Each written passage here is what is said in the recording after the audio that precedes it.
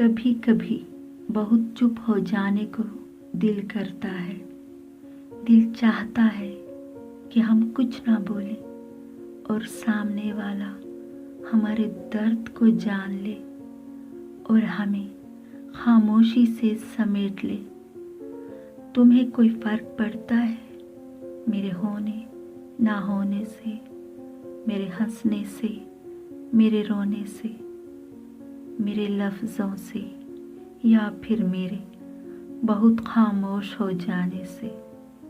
जब अंदर तक गहरी खामोशी छाई हुई हो तो बाखुदा खामोशी के सिवा हर आवाज़ तकलीफ़ देती है। नाराज़गी वक्त और खामोशी को अगर इतना तवील कर दिया जाए तो फासले इतने बढ़ जाते हैं कि इनको ख़त्म करना या कम करना हमारे बस में नहीं रहता।